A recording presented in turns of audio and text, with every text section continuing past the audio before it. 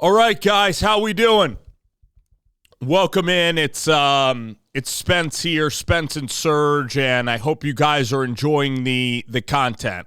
Me and Serge last week broke down a lot in the National Football League, a lot of coaching changes and a lot of transactions that have occurred across the NFL landscape.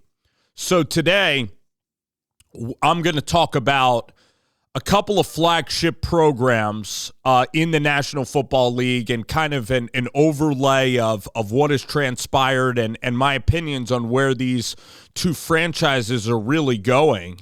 And their parallel franchises in the AFC North. It's the Baltimore Ravens and the Pittsburgh Steelers. So the Baltimore Ravens, they end up hiring one of the better names in the cycle, I believe, in Jesse Minter. I mean, Jesse Minter he's more experienced than you would think. He's a young-looking guy, and he pretty much has been with Mike Macdonald. His father, Rick Minter, was a longtime college football coach. I know that Rick Minter was a coach at Cincinnati, so Jesse grew up in a football environment. With his father being Rick Minter, who coached college football for a very, very long time. And so Jesse's 42 years old.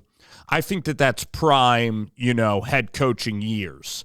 And the NFL is skewing even younger, but I mean, you could do it from 42 to like 65. You could coach for like 23 years and coach at a really high level. Even Sean Payton is still coaching in his 60s. So, Jesse Minter was the defensive coordinator for Jim Harbaugh at the Chargers the last few years. Didn't have the greatest personnel, didn't even have great pass rushers, but their secondary was always airtight.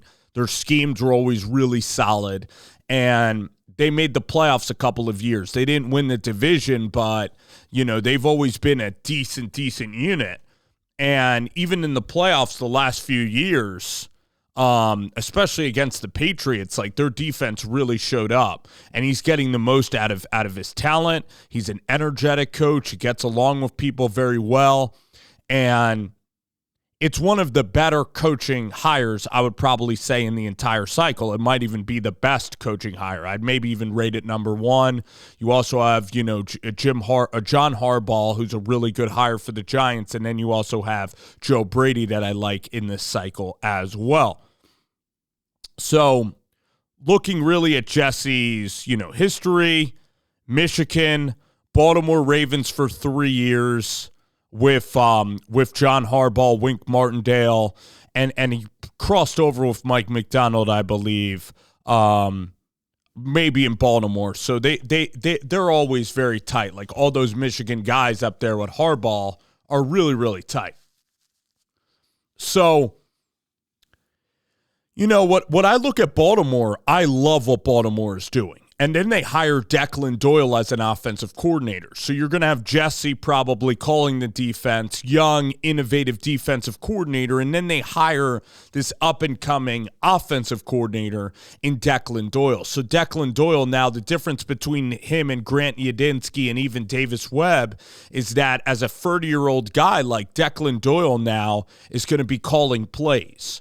And he's going to have a huge responsibility. So I think it's up to the Baltimore Ravens here if they want to be successful in this process. What I would end up doing is hiring an older offensive assistant. Let's think of an older offensive assistant that fit. Like a Shane Waldron is a perfect option. Who is a older offensive coordinator that I know Arthur Smith was out there in Pittsburgh, so it's tough to find kind of those older offensive coordinators. A lot are in their mid-30s. Almost all of them, when you go through the list, they're all really, really young. But, maybe you can bring in Greg Roman, who was an older offensive coordinator with the Chargers, who worked with Lamar Jackson. Todd Monken is on the older side, but he got hired. So I want for Declan Doyle, if you're a Ravens fan, you want somebody who's been in the shoes and who's called it before. That's why I believe Shane Waldron out there in Jacksonville as a really overqualified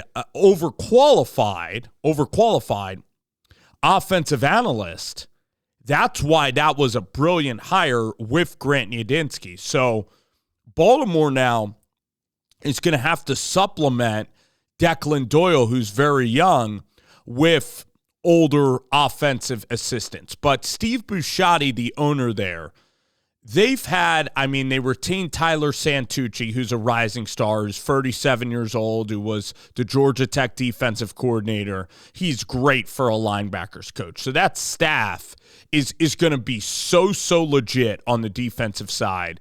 And then Declan Doyle is a rising prodigy in the National Football League. Declan Doyle's father was at Iowa, longtime strength coach there at Iowa. And one of the best strength coaches in college football history. I mean, when you look at the guys like, Kittle, you look at Chad Greenway, all of the guys that played at Iowa, the National Football League guys, like I guess Tristan Wirfs is a really good offensive guy. Cooper DeJean is a beast from Iowa. So Iowa, just their offensive line, the way that they develop, 3-star talent. His father, Doyle's father, is, a tremendous, strength coach that was at Iowa forever. And when you're at Iowa with Ferenz, like you're gonna see development. So what's interesting about Doyle is I think he's a fascinating story. Like, I find this fascinating. It's almost like Grant Yudinski and how Matt Rule discovered Grant Yudinski, and now Yudinski is getting head coaching, buzz and news, and a lot of people are finding out about him now. Davis Webb, I heard Davis Webb get interviewed since he was 22 years old. I'm like, this kid is the most special kid I've ever seen interviewed. At Cal Berkeley, he stepped in there, put in 12-hour work days. Like, Davis Webb was made to be a football coach. His dad was a football coach, and same with Kellen Moore. And a lot of it is instilled in a young age, and then some of it's, you notice special kids in college. But Declan Doyle, really solid guy by all accounts. I don't know if he's still a young guy at 30 years old. Really solid. Like, I don't think that his personality is like super eccentric. You have Liam Cohen. You have some of these real, Mike McDaniel's very eccentric. Doyle is solid. So Declan Doyle, I'm looking at this, 2016, he was hired as an offensive assistant at Iowa. And then, so he played baseball, captain of the baseball team. 2019, hired under Sean Payton. So when you're looking up staffs in the National Football League, what you can go to is you could go to every single, NFL team and look up the staffs. And Declan Doyle, like, I just happened to find his name when I was looking through this, a couple of years ago. And he was an offensive, assistant, and he stayed on. Some of these offensive analysts, like when they get pushed to a tight ends,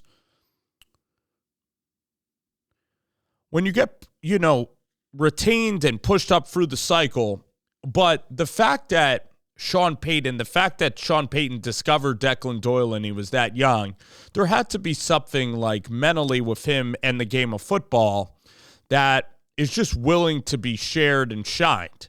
And Liam Cohen was this guy. Liam Cohen was hired from Rhode Island, the Sean McVay staff, and then you take a double take and be like, wow, that's quite a jump, okay?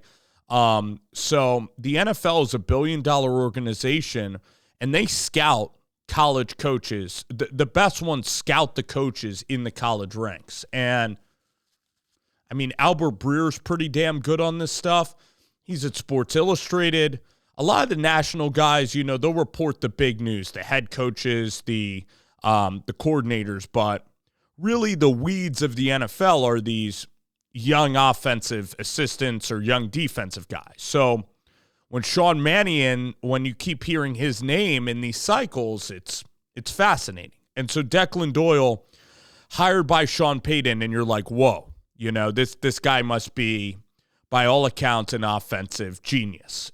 This guy must have some special sauce to him. This guy must be incredible. And it was verified by Ben Johnson's a really good offensive coordinator, and Ben Johnson's a smart guy. He hires Dennis Allen. And then I guess from the Dennis Allen tree, that's when maybe Dennis Allen stood on the table for Declan Doyle, and he was an offensive coordinator there in Chicago, an offensive assistant. And Jesse Minter now and Declan Doyle, I can't wait to see this offensive staff. I can't wait to see the quarterbacks coach. I am so excited about this hire. I mean, if you are a Baltimore Ravens fan, I think that you're ecstatic because you got Young, you got Jesse Minter, who I think is really solid, who I think is the best coaching candidate in this cycle. And then you pair him with possibly an offensive whiz in Declan Doyle.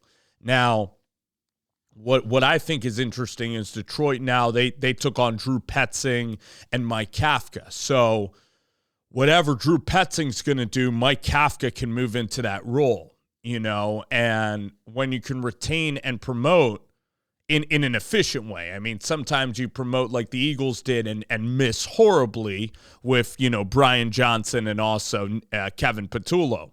But with Declan Doyle, like maybe you get some young risers, so you get some prospects as play callers, but what they really need now is some experience here, the pair, to watch over the young and assist and mentor as Declan Doyle goes through this journey. But you compare with Declan Doyle and Jesse Minter and Baltimore, and I look at that staff in the AFC, and you also have a really good quarterback. You also have a Hall of Fame, 2-time MVP quarterback. When you win MVP twice, you're going to the Hall of Fame. I know the Hall of Fame's crazy, but Lamar Jackson has really changed the quarterback position. He's the most mobile and talented playmaker at that position. He throws with touch. I mean, Lamar Jackson has been one of the best quarterbacks in the league for the past decade out of Louisville. So he still has some great years in him. They got to develop wide receiver talent. I mean, I know that they have Zay Flowers, but Bateman hasn't been that great. Isaiah Likely just needs to be more consistent. I know you have Mark Andrews there on the offensive side. Still have Derrick Henry. So it's going to be very, very interesting to see, where Baltimore continues to go. Baltimore is a rising program and a great, great ownership. You compare Baltimore and then you compare Retread City to the Pittsburgh Steelers. They go Mike McCarthy and then they go Patrick Graham. And Graham's a great guy. Graham is an Ivy League guy, a smart guy, but Graham has struggled mightily, with the Raiders and that defense was terrible. And then with the Giants. So instead of Pittsburgh going out there and taking a swing, they are really, really reactionary. They're stale already with Mike McCarthy and Patrick Graham. I know that that's probably popular sentiment. And these two guys are great guys. Like Mike and Patrick Graham are great, great people. But I highly, highly doubt that they're going to reinvent the wheel and be really, really successful in this process. And the Steelers, what needed to be done with ownership is, as nice as it was with Mike Tomlin, you needed to say, hey, we're going to go out here and hire Ben Johnson. We're going to go hire Kellen Moore. We're going to go hire Vrabel or Mike McDonald. And they needed to be proactive. Instead, they're incredibly reactive. They're behind the times. And when you got guys like Jeffrey Lurie and his son Jordan Lurie, who's analytical geniuses, like when you got real geniuses running around the NFL, like Kevin O'Connell and the Minnesota Vikings, Ben Johnson, LaFleur, like guys in their mid-40s at peak, intelligence and coaching prowess. The NFL is so tough to do this, okay? So you have to be a player's coach, right? You have to motivate like Ben Johnson did and have the wits as well and push all the right buttons and also have a really good general manager. So that's kind of what Seattle does. That's, Mike Vrabel has become more relational with his players and become excellent. So Pittsburgh, I mean, they're going to have to hire gems in this cycle. They're going to have to hire gems as these, as these young offensive and defensive guys, because you got veterans now. So unlike Baltimore, you're going to have to go out there and be incredibly creative with the hiring process. And McCarthy did have Brian Schottenheimer under him in Dallas that is ending up being decent. And Dallas has taken swings from the college ranks on their coaching staff. I mean, Kansas State offensive line coach Junior Adams is out there. They go hire Christian Parker now. They're trying their best now with Jerry Jones out there. But for Baltimore, I could not be any more. Baltimore has hired some home runs in the cycle, like like you're really taking home run swings. So maybe Doyle blows up and maybe it isn't that great, but young guy and can learn. So so I'm really excited about what Baltimore ended up doing in this cycle.